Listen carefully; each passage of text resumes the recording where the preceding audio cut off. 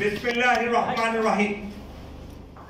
উপস্থিত সুধী মণ্ডলী, প্রিয় সাংবাদিক ভাই বোনেরা, আসসালামু আলাইকুম। আমি কর্নেল মোহাম্মদ আব্দুল হক, অবসরপ্রাপ্ত। আজকে আপনাদেরকে এই প্রেস ব্রিফিং এ স্বাগত জানাচ্ছি। আসসালামু আলাইকুম। আজকে অত্যন্ত গুরুত্বপূর্ণ একটি বিষয়, যা পৃথিবীর ইতিহাসে একটি মাত্র ঘটনা, যে ঘটনার মাধ্যমে, যে ষড়যন্ত্রের মাধ্যমে, দেশি এবং বিদেশি চক্রের ষড়যন্ত্রের মাধ্যমে বাংলাদেশ সেনাবাহিনীর চৌকস অত্যন্ত সুদক্ষ 57 জন অফিসারকে নির্মম ভাবে, নিষ্ঠুর ভাবে, নৃশংস উপায়ে হত্যা করা হয়েছিল 2009 সালের 25 এবং 26শে ফেব্রুয়ারি। সেই ঘটনা আপনাদের মনে আছে। সেই ঘটনাটি খুব একটি সহজ ঘটনা ছিল না। বাংলাদেশের রক্ষা কবচ, বাংলাদেশের স্বাধীনতা, সার্বভৌমত্বের প্রতীক বাংলাদেশ সেনাবাহিনী, যে সেনাবাহিনী এদেশকে সাধারণ মানুষের নেতৃত্ব দিয়ে দেশকে স্বাধীন করেছিলেন। সেই গৌরবময় সেনাবাহিনী, যে সেনাবাহিনীকে ধ্বংস করতে পারলে একটি প্রতিবেশী দেশের তাদের উদ্দেশ্য সাধিত হবে, সেই কারণেই তারা এই ষড়যন্ত্রে সামিল হয়। সেই ষড়যন্ত্রের মাধ্যমে শুধু 57 জন অফিসারকে হত্যা করা হয়নি। সেই হত্যাটা খুব সাধারণ হত্যা ছিল না। নৃশংস উপায়ে কুপিয়ে কুপিয়ে, খুঁচিয়ে খুঁচিয়ে চক্ষু, মুখ, নাক, সব জায়গায় ব্যান্ডের খোঁচা দিয়ে সেই আমার ভাইদেরকে হত্যা করা হয়েছে। তাদের ফ্যামিলির উপরে নির্যাতন করা হয়েছে। এছাড়াও আরো কিছু লোককে হত্যা করেছে। সর্বমোট 74 জনকে সেই ঘটনায় হত্যা করা হয়।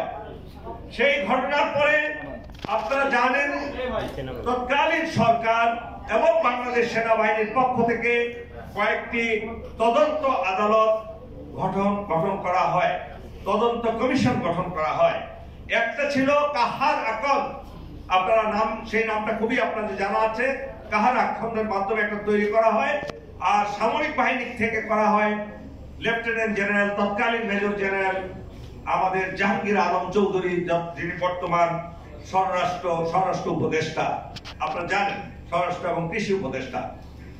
প্রিয় সাংবাদিকবৃন্দ, আজকে সেই সামরিক বাহিনীর যে কমিশন ছিল, সেই কমিশনের অন্যতম একজন সদস্য ছিলেন আজকে আমাদের ডান পাশে বসা, আপনারা ব্যানারও দেখতে পাচ্ছেন, তিনি হলেন মেজর জেনারেল প্রকৌশলী আব্দুল মতিন।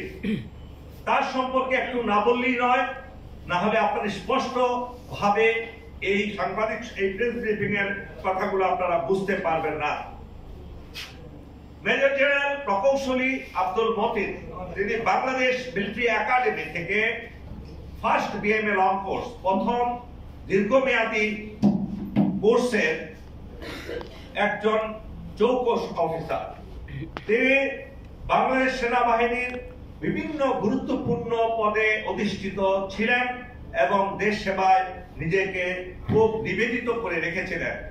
তার জাতীয় পর্যায়ে আছে অনেক অবদান। তিনি, আপনারা যে স্মার্ট কার্ড দেখছেন, আমাদের ন্যাশনাল আইডি কার্ড, যেটা স্মার্ট কার্ড, এটার ব্রেক চাইল্ড হলো আমাদের এই জেনারেল মতিন। আপনারা আরো জেনে খুশি হবেন, তিনি সারাটা জীবন সততার সাথে, নিষ্ঠার সাথে, আন্তরিকতার সাথে, ইমানদারির সাথে দায়িত্ব পালন করেছেন।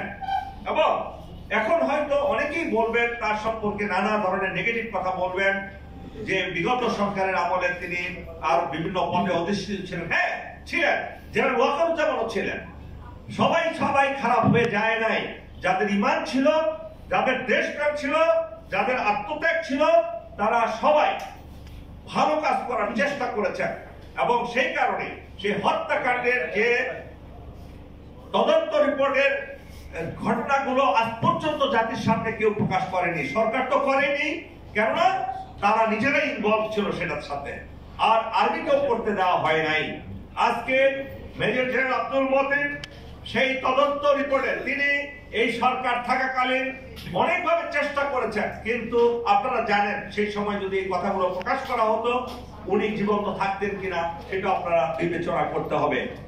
তার যে অনুশোচনা, তার যে আত্মশ্লাঘা, তিনি যে ঘুমাতে পারতেন না সেই ভয়ঙ্কর হত্যাকাণ্ডের তদন্ত করার পরে তিনি আজকে আপনাদের সম্মুখীন হয়েছেন। জেনারেল আব্দুল মতিন, আপনারা মনোযোগ সহকারে তার ব্রিফিং শুনবেন। আশা করি আপনারা আমাদের দেশের বিরুদ্ধে, আমাদের সামরিক বাহিনীর বিরুদ্ধে যে ভয়ঙ্কর ষড়যন্ত্র তারা করছিল, এখনো করে যাচ্ছে, সে সকল উন্মোচিত হবে ইনশাআল্লাহ। এবং ওনার এই ব্রিফিং এর পরে আপনাদের যদি কোনো প্রশ্ন থাকে সুশৃঙ্খল ভাবে যার যার জায়গা থেকে আপনারা করবেন, কেউ সামনে আসবেন না, তাহলে তার ছিঁড়ে যাবে, আপনাদের অসুবিধা হবে। প্রিয়